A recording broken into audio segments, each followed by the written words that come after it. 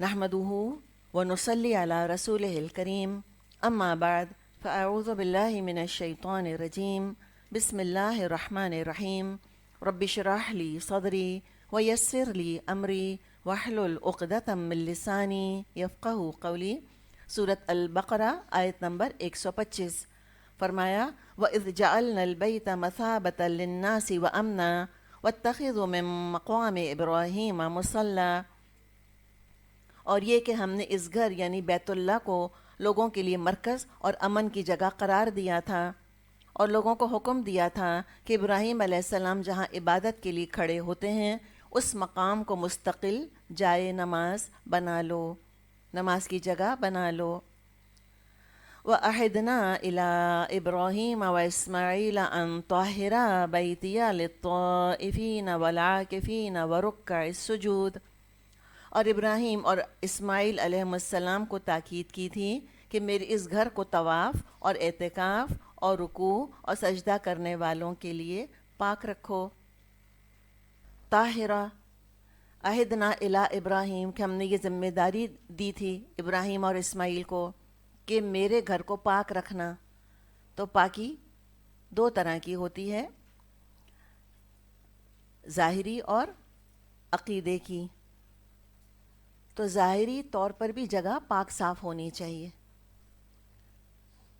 اور یہ خود ہم محسوس کر سکتے ہیں کہ اگر ہم واقعی بہت اچھی عبادت کرنا چاہتے ہیں اور ہمیں کوئی یہ آپشن دیتا ہے کہ تمہیں کچرے کے ڈھیر ڈسٹ بن کے سامنے عبادت کرنی ہے یا تمہیں ایک صاف ستھری خوشبودار جگہ عبادت کرنی ہے، تو عبادت کیا کوئی بھی ہو تو ہم کیا آپشن لیں گے بتائیے؟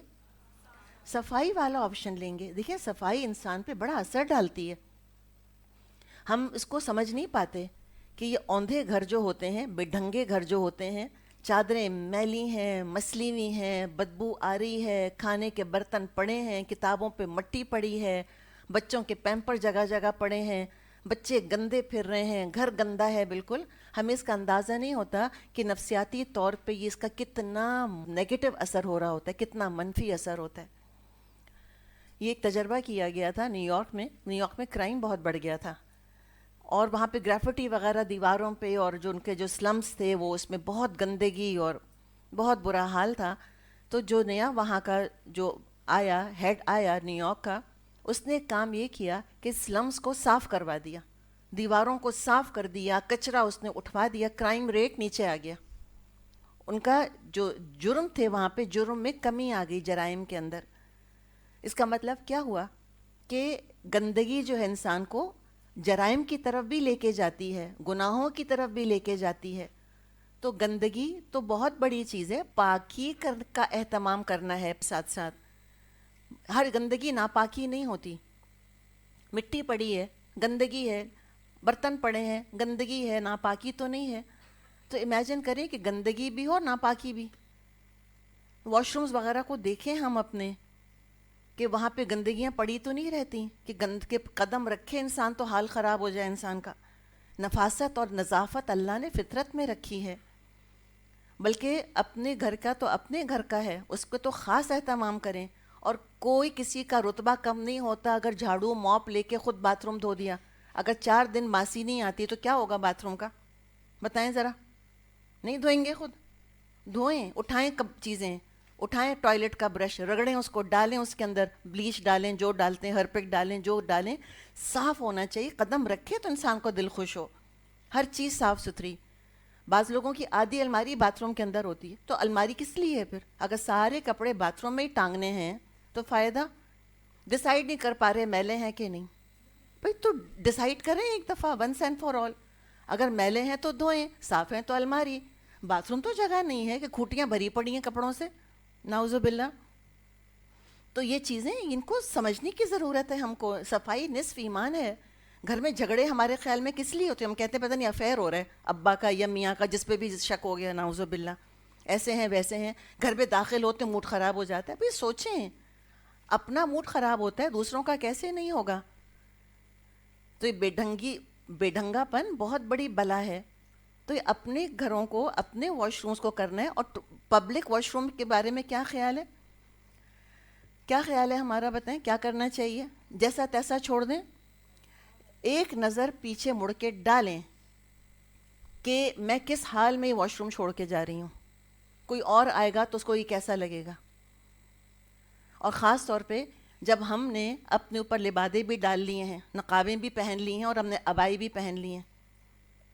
جب میں کسی جہاز میں ٹریول کرتی ہوں اور مجھے واش روم یوز کرنا پڑتا ہے، میں اتنی کانشیس ہوتی ہوں کہ لوگوں نے دیکھا کہ ایک مسلمان عورت جا رہی ہے، ان کو پتہ ہے نا ہولیے سے، تو آئی میک شیور کہ ایک قطرہ پانی کا نیچے نہ ہو. ٹیشو لے کے سارا نیچے جہاز کا فرش صاف کیا، سنک صاف کیا، ہر چیز کو بالکل صحیح سلامت کر کے پھر نکلیں کہ جو جائے اس کو اچھا تو لگے. تو یہ ایک نظر ضرور ڈالا کریں پیچھے. ہم کہتے ہیں باتھ روم ہی تو ہے گندی جگہ، نہیں، لیکن اس کو گندی جگہ تو ہے، گندگی دور کرنے کی جگہ ہے، گندگی لے کے نکلنے کی جگہ نہیں ہے وہ. تو اپنے گھروں کو پہ اہتمام سے صفائیاں کریں، اپنے گھروں کی، اپنے کمروں کو صاف ستھرا رکھیں، کھڑکیاں کھولیں، ہوا آنے دیں. جالیاں کب صاف ہوئی تھیں لاسٹ یاد ہے کچھ؟ پنکھوں پہ جالے لٹک رہے ہیں. اچھا وہ گرمی آئیں گی جب پنکھے چلیں گے نا تو دیکھیں گے، تو بس پھر تو ہو گیا کام. تو یہ بیماریاں اس طرح بھی پلتی ہیں گھروں کے اندر. روٹین بنائیں کہ ہفتے میں ایک دفعہ یا 2 ہفتوں میں ایک دفعہ چادریں وادریں سب چینج کرنی ہیں. ہر چیز کو تولیے صاف ستھرے رکھیں. کب تولیہ چینج ہوا تھا کچھ یاد ہے؟ کہ ہاں وہ عید پہ تو چینج کیا تھا. تو پھر کتنے دن گزر گئے اس کے بعد؟ اور سفید تولیہ تو رکھیں گے ہی نہیں فار obvious ریزنز. بہتر ہے کہ مرون کلر کا، نیوی بلو کلر کا ہو تو نہ سفید ہو نہ عیب نظر آئیں. تو یہ ظاہری پاکی طاہرہ اللہ نے کہا ہے، حکم دیا ہے اللہ تعالیٰ نے. کس کو؟ اپنے خلیل کو، ابراہیم علیہ السلام کو. یہ آنر ہے، آنر. ہم نے تو اس کو ماسیوں کے حوالے کر دیا، ہم نے تو بے عزتی سمجھ لی اس کو کہ میں اور باتھ روم صاف کروں. تو وہ نوابوں کی اولاد ہیں کیا؟ نوابوں کو بھی باتھ روم جانا ہوتا ہے. تو یہ ایٹیٹیوڈز نہیں ہونے چاہیے ہمارے. بالکل اٹھائیں، نہیں آیا کوئی کام کرنے والا اٹھائیں، جھاڑو پوچھا اٹھائیں، صفائی کریں گھر کی. ہر چیز کو استھیٹکلی پلیزنگ ہونا چاہیے. چادر بچھائی، ایک کونا یہاں جا رہا ہے، ایک لٹک رہا ہے نیچے کان اس کا، سیدھا کریں اس کو، سیدھا بچھا دیا. بس سلوٹیں ہیں تو ہیں، دیکھ کے وحشت ہوتی ہے انسان کو، گھن آتی ہے. ہر چیز نیٹ ہونی چاہیے. یہ آپ کہیں ہم قرآن پڑھنے والے ہیں، دیکھیں ہمیں بڑا پیسفل ہونا ضروری ہے. عبادت آپ گھر صاف کریں پھر آپ نماز پڑھنے کھڑی ہوں، آپ دیکھیں ذرا کیا آپ کو مزہ آئے گا. ہلکی سی خوشبو اسپرے کر دی، بخور جلا دیا الحمدللہ، اور ایک تکیے نیچے پڑیں، کشن اس پر پڑیں، بچوں کے پیمپر جو ہیں وہ پڑے ہوئے ہیں. بعض اپنے پیڈز بھی نہیں پھینک سکتے، وہ بھی پڑھیں تو بس پڑھیں، اور اس میں نماز پڑھنے کھڑی ہوں. پھر حال دیکھیں ذرا، نماز کی چادر میں سے بدبو آ رہی ہے، کیسا لگے گا؟ تو طاہرہ، ظاہری نجاست. ہم تو باطن کی صفائی میں مصروف اتنا ہوتے ہیں کہ وہ ظاہری جو بڑی بڑی چیزیں گندگی کی نظر آ رہی ہیں توجہ ہی نہیں جاتی. تو طاہرہ، صاف رکھو، اور بیٹے کو بھی ساتھ لگاؤ، بچوں کی بھی ٹریننگ ہے ساتھ. تو یہ پتہ چلا کہ نیک کاموں میں اولاد کو بھی شامل کر لینا چاہیے. پکڑائیں بچوں کے ہاتھ میں ڈسٹر، یہ نیکی کا کام ہے، عبادت ہے صفائی. اللہ تعالیٰ نے حکم دیا ہے اپنے خلیل کو، نبی کو کام دیا کہ صاف کرو. تو مجھے بتائیں کہ جب کہا کہ میرے گھر کو صاف کرو تو جھاڑو اٹھائی ہوگی، جھاڑو کی شکل کی جو بھی چیز ابراہیم علیہ السلام نے اور اسماعیل علیہ السلام نے، یا نہیں؟ تو ان کی سنت سمجھ کے گھروں کو صاف کریں اور کچھ نہیں. تو اپنے آپ کو صاف ستھرا رکھیں. تو یہ تو ظاہری صفائی. اور آج الحمدللہ اس چیز پر جیسا عمل ہے وہ ہم سب کا مشاہدہ اور تجربہ ہے جو وہاں جاتا ہے. ایک سوئی بھی گرے گی تو آپ کو فرش پہ نظر آ جائے گی. کیا صفائی کا اہتمام کیا ہے حرم میں انہوں نے. لاکھوں لاکھوں آتے اور جاتے ہیں اور آپ کو ایک کاغذ کا ٹکڑا نہیں ملے گا کبھی. ہر وقت صفائی ہو رہی ہوتی، انسان کا دل خوش ہو جاتا ہے الحمدللہ جا کے. تو طاہرہ، تو ظاہری گندگی کو دور کرنا یہ ہمارے دین کا حصہ ہے. نمبر 2، عقیدے کی گندگی بھی نہیں ہونی چاہیے، شرک بدعت نہیں ہونی چاہیے. نہ کوڑا کرکٹ ہو، نہ شرک اور بدعت ہو. تو ایک تو یہ، یعنی کہ ہمیں اندازہ یہ ہو رہا ہے کہ عبادت کی جگہ پاک ہونی چاہیے. آتے آتے ہم مسجد جا رہی ہیں یا انسٹیٹیوٹ، کسی انسٹیٹیوٹ میں جا رہی ہیں جہاں قرآن پڑھایا جاتا ہے، آپ کو کوئی چیز نظر آئی، اٹھا لیں اس کو. یہ سوچیں اچھا وہ میڈ آ کے اٹھا لے گی، اس کا کیا کام ہے؟ نہیں، خود اٹھا لیں. یہ سنت ہے، انبیاء کی سنت ہے. ہمیں نہیں پتا، کیا پتا اللہ اسی پر اتنا اجر دے اور جنت میں داخل کر دے. اللہ تو بڑا نقطہ نواز ہے. مجھے اپنا کوئی میرا گھر آ کے صاف کرے، مجھے کتنا اچھا لگے گا. تو اللہ کو کتنا پیار آتا ہوگا ان لوگوں کے اوپر جو اللہ کا گھر صاف ستھرا کرتے ہیں اور صاف ستھرا رکھتے ہیں. تو رکھو ان کو پاک صاف رکھو، یعنی عقیدے کی گندگی نہیں ہونی چاہیے، شرک نہیں ہونی چاہیے، نہیں ہونا چاہیے، بدعت نہیں ہونی چاہیے، اور گندگی بھی نہیں ہونی چاہیے. تو اب یہاں پر ہم ابراہیم علیہ السلام کا ذکر پڑھ رہے ہیں کہ وہ خانہ کعبہ کی تعمیر کر رہے تھے. اب یہ سب کو سنایا جا رہا ہے، مشرکین کو بھی، کہ دیکھو اے مشرکو تم نے کیا حال کر دیا ہے اس کا، اور تم اپنی نسبت کس طرح سے کر رہے ہو ابراہیم علیہ السلام کی طرف. تم نے تو شرک کی نجاست ڈال دی ہے لا کے یہاں پہ. نمبر 2، یہودیوں کو بھی تھوڑا سا پریپیئر کیا جا رہا ہے کہ تم تو مانتے ہو نا ابراہیم علیہ السلام کو، وہ بھی تمہارے انسیسٹر وہی تھے، انہوں نے بیت اللہ بنایا تھا، تو بیت اللہ ہی کی طرف رخ کر کے نمازیں پڑھنی چاہیے سب کو. یہ پریپیئر کیا جا رہا ہے پہلے سے. حکمت دیکھیں قرآن کی، القرآن الحکیم. اللہ ہمیں بھی حکمت دے کہ ہم دھیمے ہاتھ سے کام کریں، گریجولی کام کریں. جھٹکوں سے کام نہیں ہوتا، جلدی جلدی کام نہیں ہوتا. پہلے زمین ہموار کریں، سمجھائیں، بتائیں، اس کے بعد چیزوں کو امپلیمنٹ کریں. تو اس گھر کو پاک رکھو، کس کے لیے؟ للطائفین، طواف کرنے والوں کے لیے. یہ طواف خاص عبادت ہے جو بیت اللہ کے ساتھ مخصوص ہے. کہیں کسی اور چیز کا طواف کرنا بدعت ہے یا شرک بھی بن سکتی ہے. تو طواف کرنے والوں کے لیے کتنی قدر کی ہے اللہ تعالیٰ نے. اپنی مخلوق میں سے طواف کرنے والوں کی خدمت میں کس کو لگایا؟ کس کو لگایا بتائیں؟ اپنے نبی کو. یہ دیکھیں، والعاکفین، اور اعتکاف کرنے والوں کے لیے پاک رکھو. کتنی قدر کر رہا ہے اللہ تعالیٰ. اعتکاف کرنا یہ بھی عبادت ہے. ہم جانتے ہیں کہ رمضانوں میں اعتکاف ہوتا ہے. اور بہرحال اعتکاف ایسے بھی ہوتا ہے کہ انسان مسجد میں داخل ہو اور وہاں جب جا کر بیٹھے تو اعتکاف کی نیت کر لے کہ میں اعتکاف کر رہا ہوں یہاں پر، یا میں اعتکاف کر رہی ہوں. تو عبادت کی غرض سے کہیں جم کر بیٹھنا وہ ہے دراصل اعتکاف. اور پھر وہ ایک اعتکاف کی ایک مسنون شکل ہے جو نبی اکرم صلی اللہ علیہ وسلم نے رمضان کے آخری 10 دنوں میں فرمایا، جو آج بھی سنت زندہ ہے. وَالرُّكَّعَ، اور رکوع کرنے والوں کے لیے، یعنی نماز تو نہیں کہا لیکن رکوع کا ذکر ہے. السجود، سجدہ کرنے والوں کے لیے، یہ بھی نمازی کا ذکر ہے. تو یہ 4 عبادات یہاں مینشن ہوئی ہیں: طواف، اعتکاف، رکوع اور سجدہ. اس کی فضیلت ثابت ہوتی ہے. آگے فرمایا وَإِذْ قَالَ ابراہیم، اور یاد کرو جب کہا تھا ابراہیم علیہ السلام نے، ربی، اے میرے رب. کتنا پیارا طریقہ ہے. یہ بھی سکھایا جا رہا ہے بنی اسرائیل کو کہ تم کیسے کہتے ادعو لنا ربک. یہ یاد ہے آپ کو طریقہ بنی اسرائیل کا؟ اور ابراہیم علیہ السلام جو ان کے آبا و اجداد تھے وہ کیسے دعا کرتے تھے؟ ربی، اے میرے رب. اللہ کو یہ بہت اچھا لگتا ہے. رب بھی کہا رب کہہ سکتے ہیں، اے رب. لیکن یہ ہم کہہ سکتے ہیں اماں، ایک ہم کہتے ہیں امی، میری امی. اس میں جو قربت ہے اور جو پیار ہے، اپنائیت ہے، اعتماد ہے کہ میں اپنے رب کو پکار رہا ہوں، اللہ ضرور سنے گا.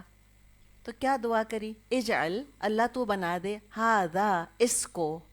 کس کو بنا دے؟ کس کو بنا دے؟ ہذا، جو جگہ تھی جہاں بیت اللہ بنایا جا رہا تھا، ابھی وہاں کچھ نہیں تھا. ابھی تو بس ہاجر علیہ السلام اور اسماعیل علیہ السلام بس وہاں آئے تھے اور چند ہی لوگ موجود تھے. جنگل بیابان جس کو ہم کہتے ہیں نا، جنگل تو نہیں، یعنی ریگستان تھا. تو وہ جگہ جہاں بیت اللہ بن رہا ہے، کوئی ایکٹیویٹی نہیں تھی، کوئی رونق نہیں تھی، کوئی آبادی نہیں تھی، نتھنگ. ہاذا، اس جگہ کو کیا بنا دے؟ بلدن آمنن، پر امن شہر بنا دے. شہر نہیں تھا، مکہ بعد میں بنا ہے. وہاں پر پہلے کیا تھا؟ زمزم نکلا تھا، پھر وہ بیت اللہ بنا تھا، اس کے بعد آبادی بننی شروع ہوئی، اور یہ ابراہیم علیہ السلام کی دعا کی وجہ سے وہ جگہ آباد ہوئی۔ تو کیسا بنا دے اس کو، کیسا شہر بنا دے؟ آمنن۔ ایک اور چیز پتہ چلی، پاکی بہت ضروری ہے عبادت کے لیے، دوسرا امن بہت ضروری ہے۔ جگہوں کا پر امن ہونا عبادت کے لیے نہایت ضروری ہے۔ حالت خوف میں تو عبادت کے احکامات بھی بدل جاتے ہیں، اور اگر لوگوں کو اندیشہ ہو کہ مسجد جائیں گے تو سوسائڈ بامبنگ ہو جائے گی، اگر مدرسے جائیں گے تو سوسائڈ بامبر بن کر آئیں گے، تو پھر وہ عبادت کے لیے، دین کی تعلیم کے لیے لوگ کسی کو نہیں بھیجنا چاہتے۔ اور ظاہر ہے مرد جو ہیں وہ اپنے گھر کی خواتین کی حفاظت کرتے ہیں، ان کی ذمہ داری ہے، اور بعض دفعہ جو مرد روکتے ہیں کہ نہیں تم مت جاؤ مدرسہ پڑھنے، کوئی ریزن ہے اس کا، ہم کہتے ہیں نہیں یہ تو دین سے محبت ہی نہیں، وہ پروٹیکشن کی وجہ سے کہتے ہیں کہ پتہ نہیں کیا جگہ ہے، کیا سکھایا جا رہا ہے، کیا پڑھایا جا رہا ہے۔ تو یہ چیزیں بھی انسان کو ذہن میں رکھنی چاہیے۔ تو جگہ کا پر امن ہونا، دعا کیا کریں بہت کہ اللہ تعالیٰ ہمارے اس شہر کو کیا بنا دے، بلدن آمنن۔ اللہ ہمارے کراچی کو پر امن شہر بنا دے، بلکہ صرف کراچی کی بات کیوں کریں، جہاں جہاں مسلمان بس رہے ہیں دنیا میں، ہر جگہ اللہ تعالیٰ امن قائم فرما دے، تاکہ لوگ امن کے ساتھ، سکون کے ساتھ اللہ کی عبادت کر سکیں۔ تو دو چیزیں ہو گئیں، پہلی پاکی اور عقیدے کی درستگی، ظاہری اور باطنی پاکی، دوسرے امن، اور کیا تیسری دعا کی، ورزق اہلہ من الثمرات، اور اس یہاں کے رہنے والوں کو پھلوں کا رزق دے۔ بہترین رزق مانگا، بہترین، یہ نہیں کہا کہ بس روکھا سوکھا کھلا دے اللہ ان کو۔ تو دین والے اچھا کھا سکتے ہیں؟ یہ بتائیں، زیادہ خوش نہیں ہیں آپ لوگ کچھ؟ تقوی کی علامت کیا ہے، سوکھی روٹی یا بریانی؟ یہ کس نے بتایا آپ کو کہ تقوی کی علامت بریانی ہے؟ آپ کا جواب ہونا چاہیے کچھ بھی نہیں دونوں میں سے۔ تقویٰ تو دل میں ہوتا ہے، کھانے میں تھوڑی ہوتا ہے۔ مراد ہے کہ ہر جائز چیز انسان متقی اپنے لیے حلال کو حلال رکھتا ہے۔ بات یہ ہے دوسروں پر امپریشن ڈالنے کے لیے نہیں میں نہیں کھاتی یہ، کیوں، میں بہت متقی ہوں اس لیے، میں مرضی آپ کی کھائیں، پھر دال روٹی، ہم تو کھائیں گے بریانی۔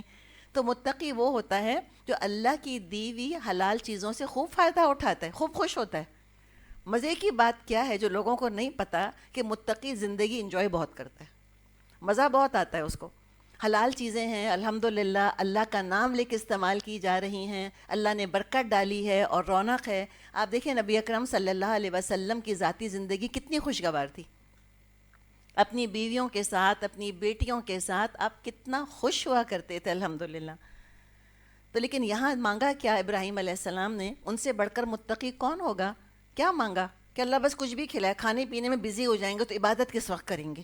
یہ ایٹیٹیوڈ نہیں تھا، یہ ہے نا یہ اندر کا غصہ اور اندر کی اریٹیشن، اس سے ہمیں ابراہیم علیہ السلام کے اندر کا امن محسوس ہو رہا ہے کہ how peaceful he was mentally, کتنے نرم مزاج کے تھے، کتنے سویٹ تھے، کتنا خیال تھا لوگوں کا کہ اللہ سے مانگا تو بیسٹ۔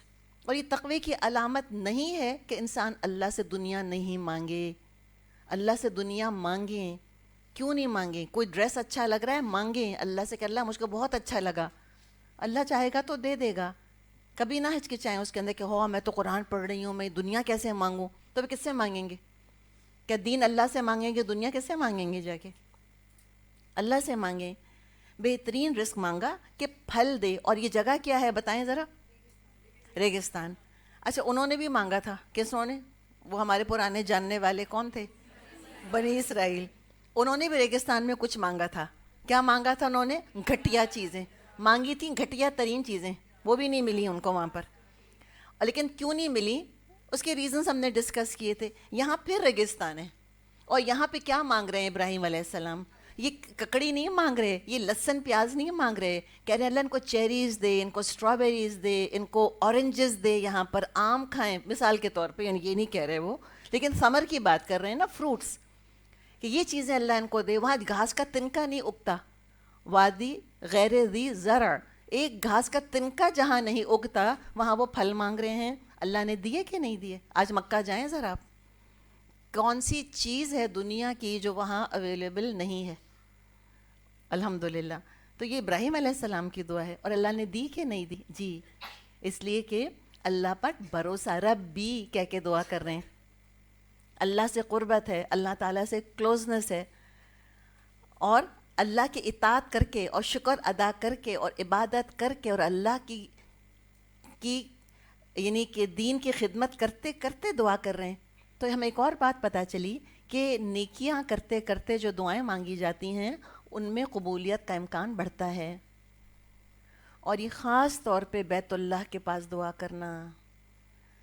اگر اللہ نے استطاعت دی ہے، کوشش کریں جتنا عمرہ کر سکیں کریں، اور کروائیں، اپنے بچوں کو لے کے جائیں، اللہ کے گھر جائیں. ہمارے گھر آ کے ہم سے کوئی مانگتا ہے، ہمیں شرم آتی ہے، ہم منع کریں. اللہ کا گھر ہے، اللہ کا مہمان بننا. اور کبھی وہاں سے آ کے شکوے شکایتیں نہ کریں کہ یہ تھا اور رش تھا اور یہ تھا، اور نعوذ باللہ یہ نہ کریں. تو وہ جگہ ہے، اس جگہ مانگ رہے ہیں. رویہ دیکھیں، خدمت دیکھیں، نیکیاں دیکھیں، عاجزی دیکھیں. خود مانگ رہے ہیں. یہ نہیں کہا کہ اسماعیل میں تو بڑا بزی ہوں، تم ذرا اللہ سے دعا تو کرو، بائی دا ٹائم تم پتھر لے کر آ رہے ہو تم دعا کرتے ہوئے آنا. یہ طریقہ نہیں. اپنے لیے دعا کریں، اور دعا کریں کہ اللہ تعالی ہمیں کثرت کے ساتھ بیت اللہ لے کر جائے. کثرت کے ساتھ دعا کیا کریں. خود جائیں، بچوں کو لے کے جائیں اگر اللہ نے حیثیت دی ہے، اور نہیں تو اللہ سے حیثیت مانگیں کہ اللہ تعالیٰ مجھے توفیق دے میں وہاں جاؤں. تو کہا کہ اللہ ان کو پھل دے. اچھا، پھر اللہ نے پہلے کہا تھا نا کہ میرا وعدہ جو ہے وہ ظالموں سے نہیں ہے، لا ینال عہد الظالمین. جب کہا تھا نا کہ امامت کیا میری اولاد کو بھی ملے گی، تو کہا تھا اللہ نے نہیں، ظالموں کو تو نہیں ملے گی. ابراہیم علیہ السلام کا طریقہ تو دیکھیں، کیسے خلیل ہیں اللہ کے، کیسے قریب ہیں اللہ کے. چونکہ اللہ کو ایک بات پسند نہیں آئی تھی نا، یہاں خود ہی دعا ماڈیفائی کر دی. وہ الفاظ بھی منہ سے نہیں نکال رہے جس کے بارے میں ان کو یہ شک ہے کہ شاید یہ اللہ کو اچھے نہیں لگیں گے.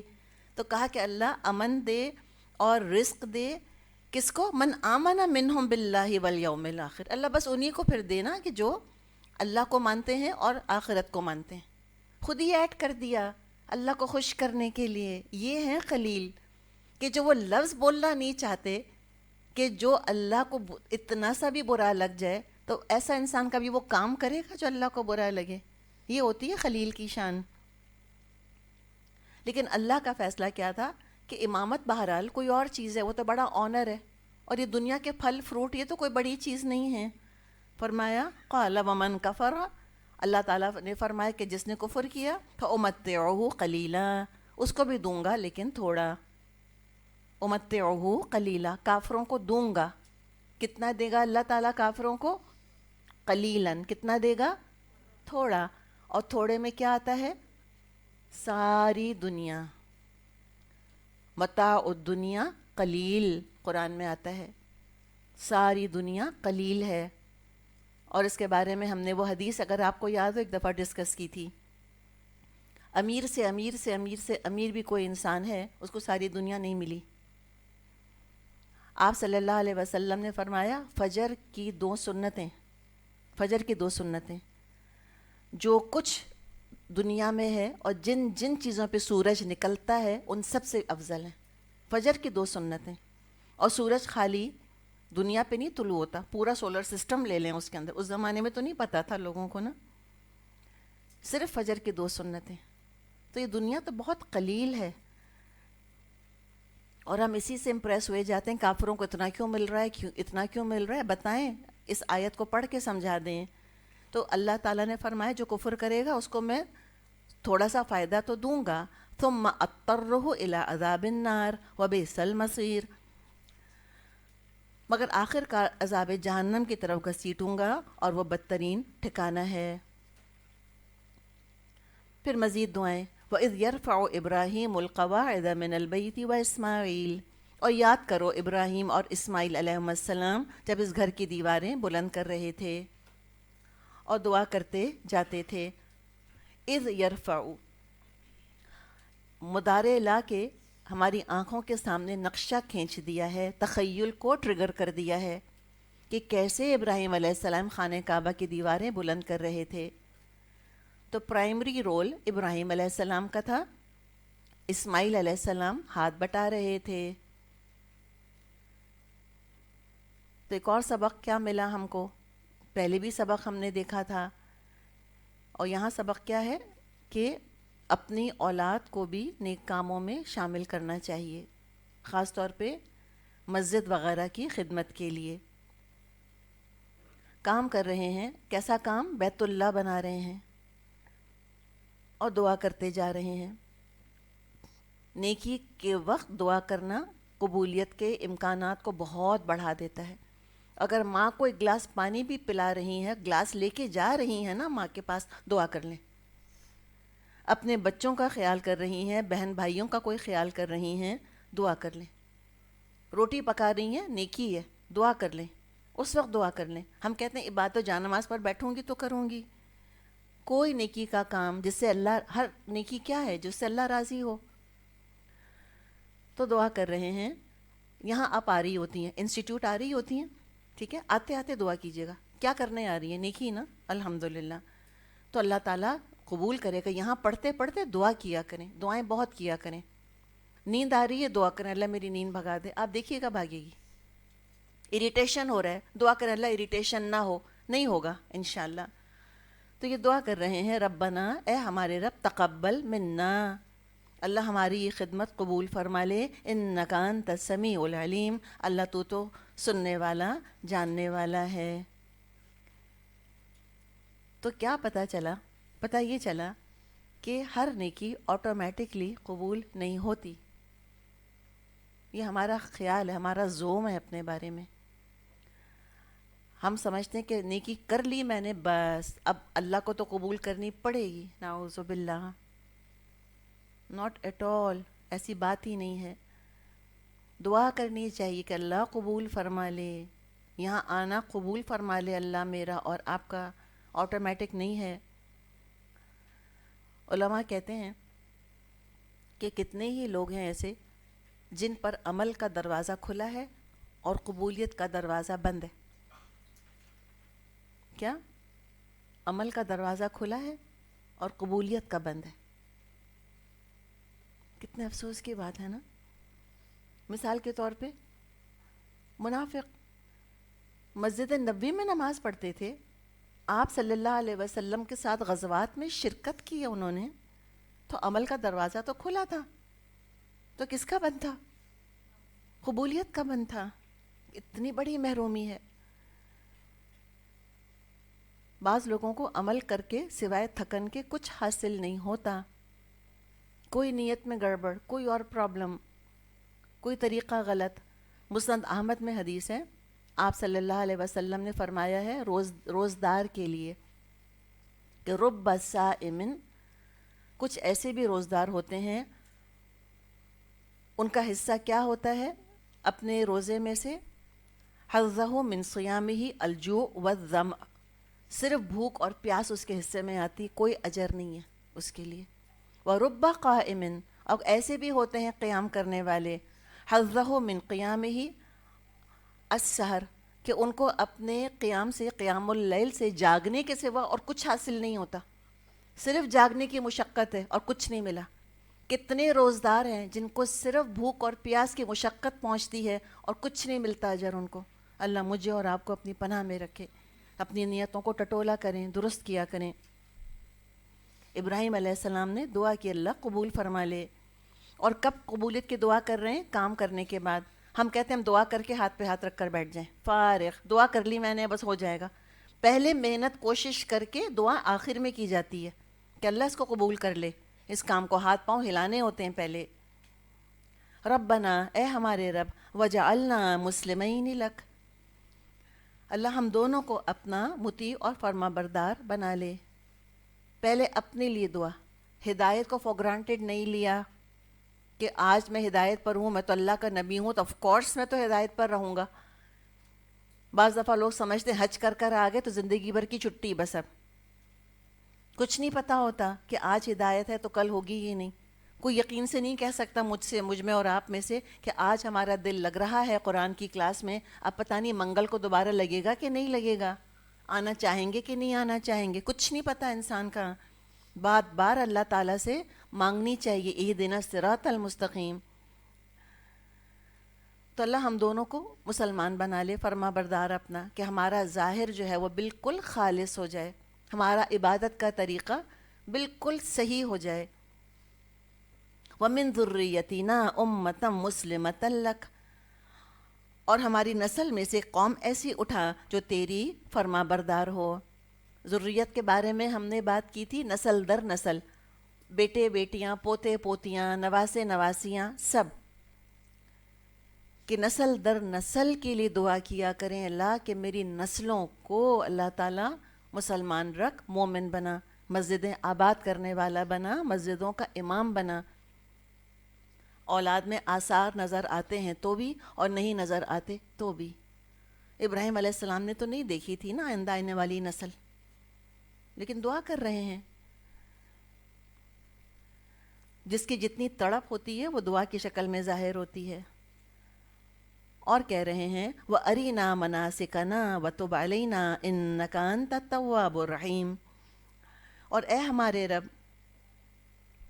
ہمیں اپنی عبادت کے طریقے سکھا، وَأَرِنَا مَنَاسِكَنَا، اور ہمیں اپنی عبادت کے طریقے سکھا دے، اور ہماری کوتاہیوں سے درگزر فرما، تو بڑا معاف کرنے والا اور رحم فرمانے والا ہے۔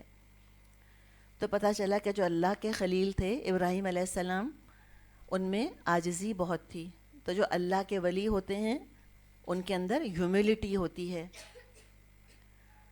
اپنے کچھ ہونے کا احساس نہیں ہوتا کہ ہم بھی بڑی چیز ہیں۔ اور دوسرے جو دعا کی انہوں نے کہ ارینا مناسکنا، اللہ ہمیں عبادت کے طریقے دکھا دے۔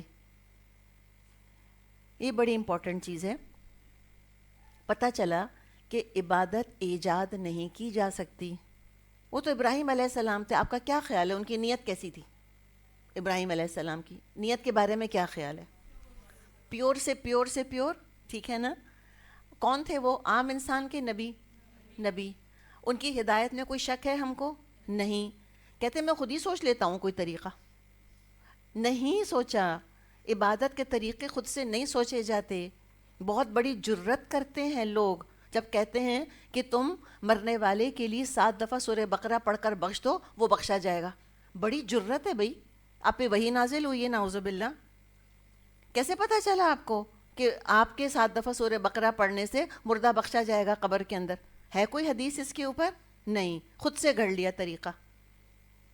یہ کہا کہ اچھا 3 دن ہے میت کا، چلو سب کو جمع کر کے سب سے قرآن پڑھواؤ، میت کی روح بہت خوش ہوگی۔ خود ہی سے گھڑ لیا۔ ابراہیم علیہ السلام کی تو مجال نہ ہوئی کہ خود سے طریقے بناتے، اور یہاں جرتیں تو دیکھیں۔ تو پتہ چلتا ہے کہ جو ڈرتا ہے عبادت کا طریقہ ایجاد کرتے ہوئے، وہ اتنا ہی زیادہ ابراہیم علیہ السلام کے طریقے پر ہے، اور جو اتنی جرتیں کرتا ہے کہ طریقے ایجاد کرتا رہتا ہے عبادت کے، وہ اتنا ہی ابراہیم علیہ السلام کے طریقے سے دور ہے۔ تو عبادت اللہ سکھاتا ہے۔ عبادت میں دیکھیں ایک رول ہے جو علماء نے بہت اچھا دیا ہے، اس کو بس ہم یاد کر لیں۔ رول یہ ہے کہ جو عبادت بتا دی اس کے علاوہ کچھ حلال نہیں ہے۔ کیا ہے رول؟ کہ جو عبادت بتا دی اس کے علاوہ کوئی طریقہ حلال نہیں ہے۔ طواف کہاں ہوتا ہے؟ بیت اللہ۔ کوئی کہے کہ مسجد نبی کا طواف کر رہے ہیں، کر سکتے ہیں؟ نہیں کر سکتے۔ اگر کوئی کر رہا ہے تو بہت نیک ہے، ہرگز بھی نیک نہیں ہے۔ یہ ثواب ہے یا بدعت ہے؟ بدعت ہے، ایبسلیوٹلی۔ تو ثواب جب عبادت کے طریقے ایجاد کیے جاتے ہیں اس کو بدعت کہا جاتا ہے۔ تو کیا ہے عبادت کا رول؟ کہ جو بتا دیا گیا طریقہ اس کے علاوہ کچھ بھی حلال نہیں ہے، ٹھیک ہے؟ اچھا، رزق کا معاملہ، رزق میں یہ ہے کہ جو بتا دیا گیا اس کے علاوہ کچھ بھی حرام نہیں ہے۔ کس کو سمجھ آیا؟ رزق جو ہے کھانا پینا، اس میں جو بتا دیا اللہ نے کہ مردار ہے، سور ہے، خون ہے، اور یہ جنگلی جانور جو ہمیں قرآن حدیث میں جن چیزوں کی حرمت ملتی ہے، شراب وغیرہ، جو بتا دیا اس کے علاوہ کچھ بھی حرام نہیں ہے۔ کلیئر؟ اب اگر کہیں کوئی آپ سے کہتا ہے کہ اچھا ہم آسٹرچ میٹ کھلائیں آپ کو، آپ کہیں کہاں لکھا ہے آسٹرچ میٹ؟ بھئی حرام نہیں ہے نا، وہ ایک بڑی سی مرغی تو ہے، تو کھا لیں۔ سمجھ آئی آپ کو بات؟ تو رزق کون سا حرام ہے؟ جو اللہ نے بتا دیا بس، اس کے علاوہ کچھ بھی حرام نہیں. کتنی وسعت ہے ہمارے لیے. اب یہ جو ارینا کی بات ہے کہ دکھا ہمیں، تو کیسے اللہ تعالیٰ دکھاتا تھا؟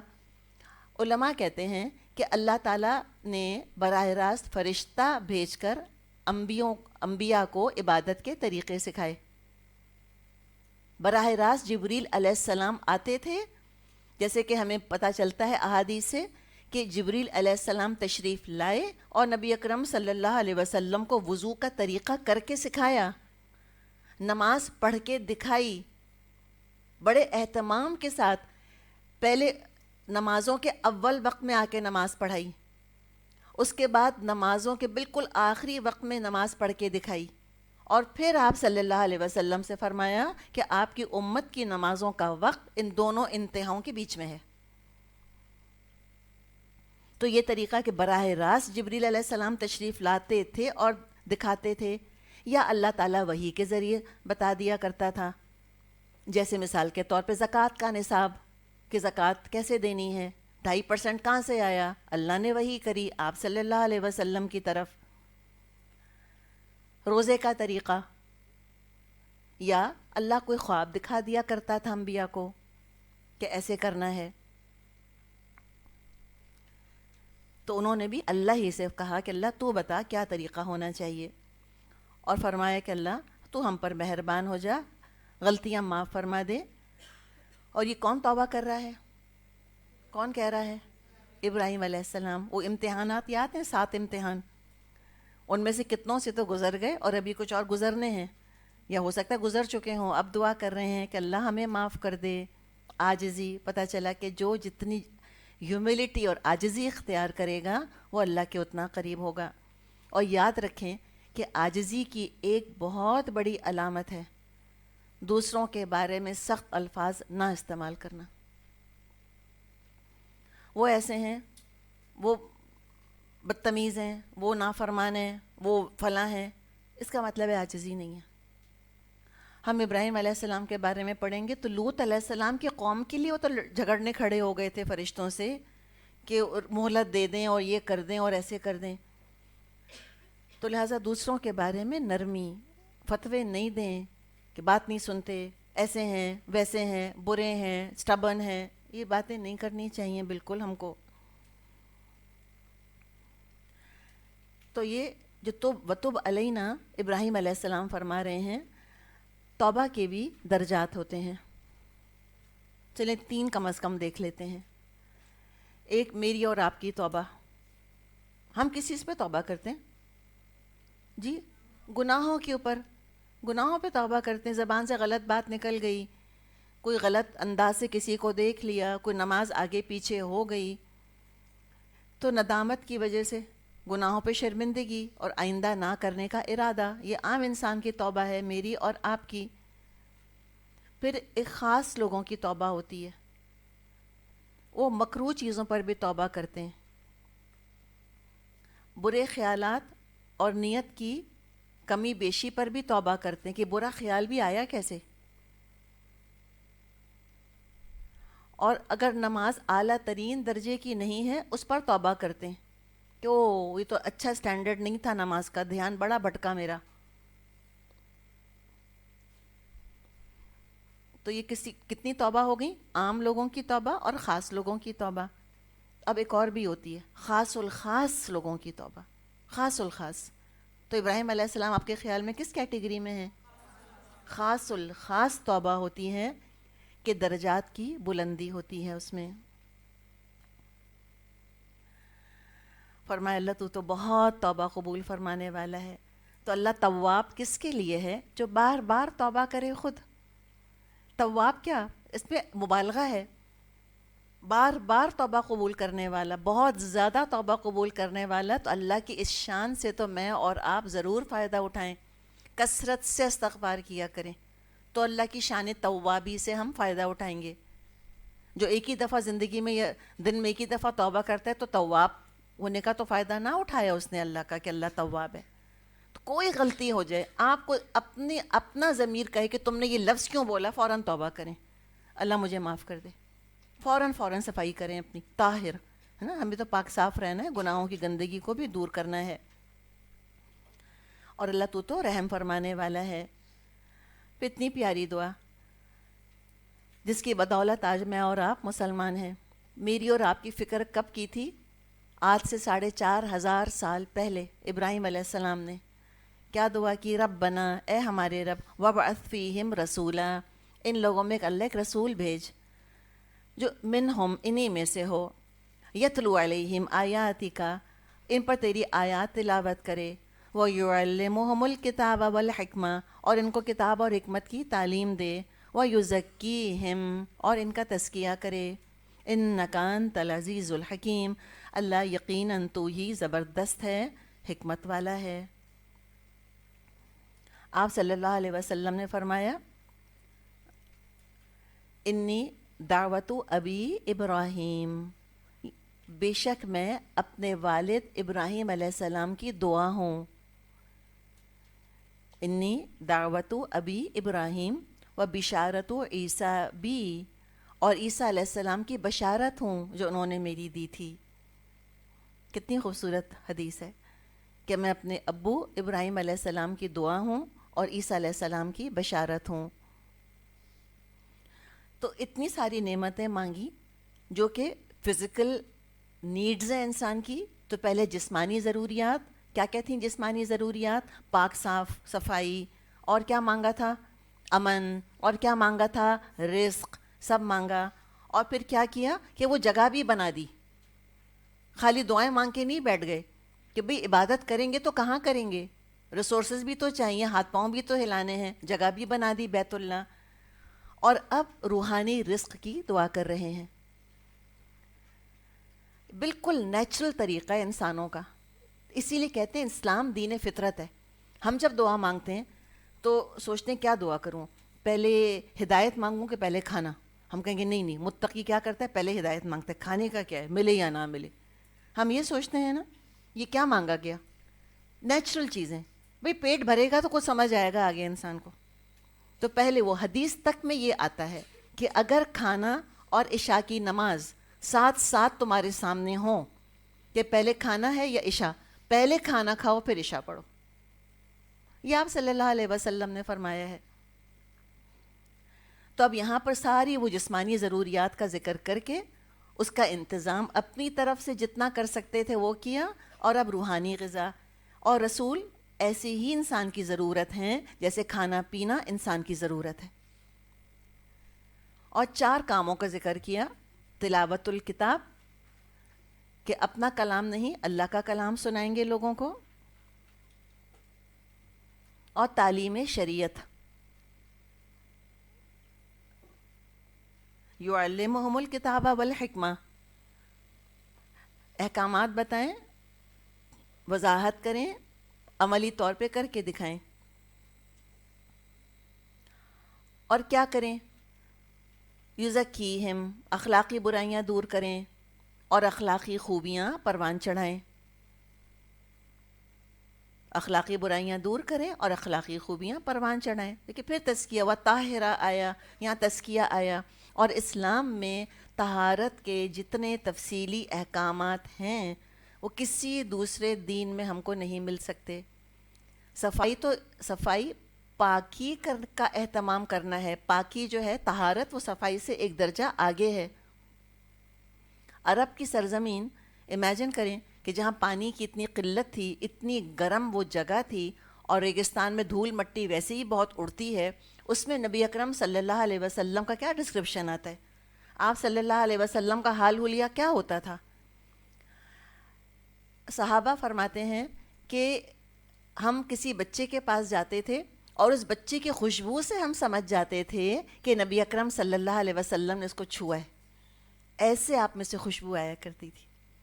آپ کا جو پسینہ تھا اس میں سے خوشبو آیا کرتی تھی. آپ کی ایک رشتہ دار خاتون تھیں, آپ ان کے گھر جا کر سویا کرتے تھے, اور آپ کو بعض دفعہ پسینہ آ جاتا تھا. چمڑے کے بستر تھے, وہ آپ کا پسینہ جمع کر کے بوتل میں بھر لیتی تھیں, عطر کے طور پہ استعمال کرتی تھیں. اتنے آپ صاف ستھرے, آپ کے دانت اولوں کی طرح چمکتے تھے, اتنے آپ صفائی پسند تھے.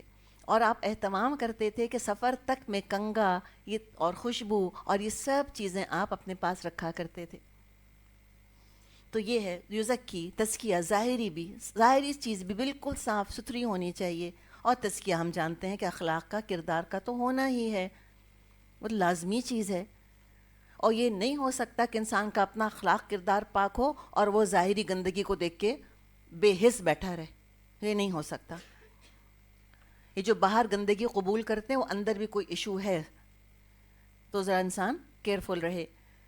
اور جو اخلاق کی بات کری اس کے بارے میں تو خود آپ صلی اللہ علیہ وسلم نے فرمایا کہ انما بعثت، یقیناً میں تو بھیجا گیا ہوں، کیوں؟ لاتمم مکارم الاخلاق، تاکہ میں اعلیٰ اخلاق کو پورا کر کے دکھاؤں، کہ اچھے اخلاق کی تکمیل کر کے دکھا دوں. تو عقل اور دل پاکیزہ ہونے چاہیے دین کی تعلیم کی وجہ سے. میں اور آپ بھی یعلم والی کیٹیگری میں ہے نا، ہم بھی علم حاصل کر رہے ہیں قرآن کا. اس کا لازمی نتیجہ ہمیں خود فیل ہونا چاہیے اپنے اندر کہ میرا اخلاق زیادہ بہتر ہو رہا ہے. گھر والوں کو فیل ہونا چاہیے کہ پہلے غصہ بہت کرتی تھیں، اب تو بہت نرم ہو گیا. کام کرنے والی کو پتہ ہونا چاہیے، فیل کرنا چاہیے اس کو کہ پہلے تو باجی بہت ڈانٹا کرتی تھیں، اب تو باجی بہت اچھی طرح بات کرنے لگی ہیں. بچوں کو پتہ ہونا چاہیے کہ ہم نانی کے گھر جاتے تھے تو امی دادی کی بہت برائیاں کرتی تھیں، اب تو امی بات نہیں کرتی ان کے بارے میں. ابو جو ہیں قرآن پڑھ رہے ہیں، پہلے ابو گھر آ کر بہت چیخا کرتے تھے، اب جب سے ابو نے قرآن کی کلاس میں جانا شروع کیا ہے ابو تو بہت اچھی طرح امی سے بات کرنے لگ گئے. پہلے ابو ہم کو ٹائم نہیں دیتے تھے، اب ابو آ کے ہم سے بات کرتے ہیں، دادی کے پاس بھی جا کے بیٹھتے ہیں. یہ چینج نظر آنا چاہیے. یہ خالی ہمیں الفاظ تھوڑی کوئی رٹنے ہیں بیٹھ کر، یہ اندر ڈائجسٹ ہونے چاہیے جا کر. وہ کیا فائدہ غذا کا جو منہ تک رہ جائے اور جسم کا حصہ نہ بنے، تو کیا فائدہ قرآن کا جو کہ ہمارے عمل کا حصہ نہ بنے. اور عمل کا جب ہم سوچتے ہیں ہمیں نماز روزہ پردہ یاد آتا ہے، بس فل سٹاپ. نہیں، اس کے علاوہ بہت کچھ ہے. اچھی تربیت کے لیے اچھی صحبت بہت ضروری چیز ہے. اچھی تربیت اچھی صحبت سے ہوتی ہے. دعا کیا کریں اپنے لیے اور اپنی آئندہ نسل کے لیے کہ اللہ ان کو بہترین صحبت عطا فرمائے. اور دیکھیں کیا لفظ استعمال کیا ہے، یعلم اور یزکی. یعلم یزکی دونوں میں کیا ہے، تھوڑا تھوڑا کر کے یہ کام ہوتا ہے. ایک دم سے نہیں ہو جاتا کہ کل شیطان تھے اور آج ولی بن گئے. نہیں، بلیک گرے ہوگا، گرے وائٹ بنے گا. اپنے آپ کو ٹائم دیں، اپنے ساتھ بھی بہت سختی نہیں کریں، ٹائم لگے گا لیکن ہو جائے گا انشاءاللہ تعالی. قرآن دھو دے گا ہم کو انشاءاللہ.